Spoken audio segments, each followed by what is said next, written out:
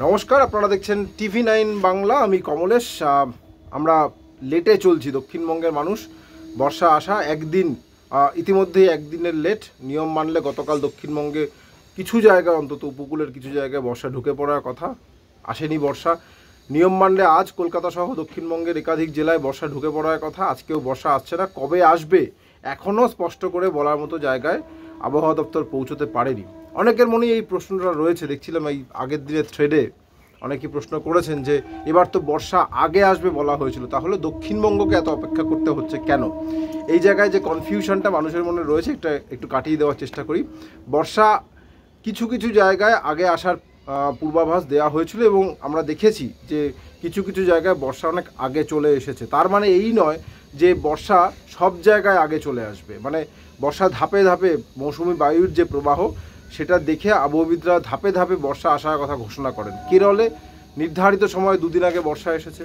যদি আমরা দেখি মুম্বাইতে নির্ধারিত সময় দুদিন আগে বর্ষা এসেছে। আমাদের উত্তরবঙ্গের একটা বড় অংশে বর্ষা নির্ধারিত সময় 7 দিন আগে চলে এসেছে এবং উত্তরবঙ্গ জুড়ে বৃষ্টি বাদলা চলছে। উত্তরবঙ্গের জেলাগুলোতে কোথাও হলুদ, কোথাও কমলা সতর্কতা। আগামী 4 থেকে 5 দিন কিছু কিছু জেলায় ভারী থেকে অতি ভারী বৃষ্টি এবং দার্জিলিংয়ের মতো কিছু জেলায় ভারী বৃষ্টির একটা সম্ভাবনা পূর্বাভাস দেওয়া হয়েছে। এইটা একটা বঞ্চনার একটা ছবি আমরা দেখতে পাচ্ছি রাজ্যের দু প্রান্তে। উত্তরবঙ্গে যখন ভারী বৃষ্টি, অতি ভারী বৃষ্টির কথা মাথায় রেখে হলুদ কমলা সতর্কতা দেওয়া হচ্ছে, ঠিক তখন দক্ষিণবঙ্গেও এই একই রঙের সতর্কতা দেওয়া হয়েছে, কিন্তু সেটা গরমের জন্য। পশ্চিমাঞ্চলের একাধিক জেলায় তাপপ্রবাহ চলছে এবং আগামী কয়েকদিন কোথাও তাপপ্রবাহ, কোথাও তীব্র তাপপ্রবাহ চলবে।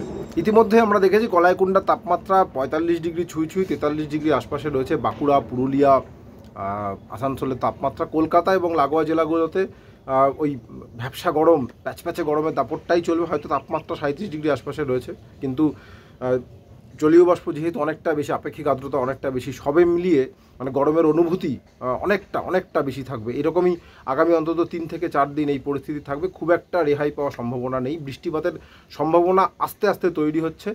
আশা করা যায়, মানে এখনই খুব বড় আশা নয়, কিন্তু মোটামুটি একটা ক্ষীণ আশা দেখা যাচ্ছে যে সপ্তাহের শেষে এই গরম, এই দাপটটা অন্তত খানিকটা হলেও, বিশেষ করে শনিবার রোববারের দিকে গিয়ে এই গরম অনেকটা কমতে পারে।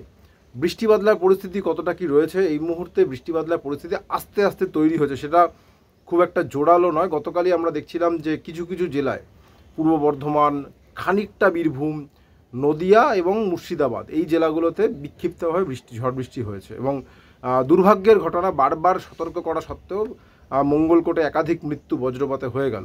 এবং পরবর্তীকালে আমরা এই রেজার চিত্রটা দেখলে বুঝতে পারবেন যে নদিয়ার বৃষ্টি বাদলা হওয়ার পরে নদিয়া লাগোয়া যে উত্তর 24 পরগনার খানিকটা অংশ, ওই বনগাঁর দিকটায়, ওই দিকে কিছুটা ঝড় বৃষ্টি হয়েছে। তারপরে পুরো মেঘটাই বাংলাদেশের দিকে সরে যায়, ফলে বাকি দক্ষিণবঙ্গে আর কোথাও খুব একটা বৃষ্টি বাদলা হয়নি। এই রকম বিক্ষিপ্ত বৃষ্টি আগামী কয়েকদিনে হতে পারে।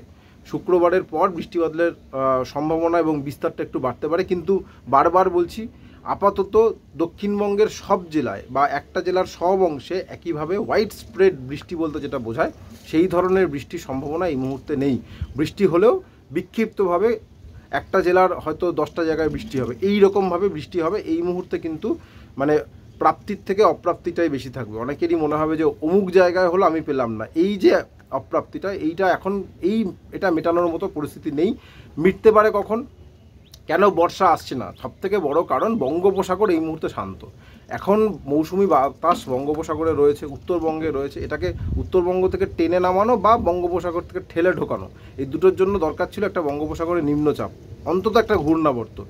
এখনও পর্যন্ত তার সেই ব্যাপারে কোনো কংক্রিট ইনফরমেশন পাওয়া যাচ্ছে না যে বঙ্গোপসাগর থেকে মৌসুমি বায়ুকে ঠেলে আমাদের দক্ষিণবঙ্গে নিয়ে আসবে। এবং সেই মৌসুমি বায়ু শুধু এলেও চলবে না, নিম্নচাপ যদি হয়, সেই নিম্নচাপ বাংলার উপকূলে হচ্ছে না উড়িষ্যার উপকূলে হচ্ছে, এটার উপরও কিন্তু আমাদের বর্ষাপ্রাপ্তি নির্ভর করবে। যদি বাংলার উপকূলে হয় আমরা বেশি বৃষ্টি পাবো, যদি উড়িষ্যার উপকূলে হয়, যেটা আমরা বিভিন্ন বছর দেখতে পাই, তাহলে উড়িষ্যা বেশি বৃষ্টি পাবে, আমাদের এখানে অল্প বিস্তর বৃষ্টি পাবো। ফলে বৃষ্টির পরিস্থিতি কিন্তু এখনও খুব জোরালো নয়।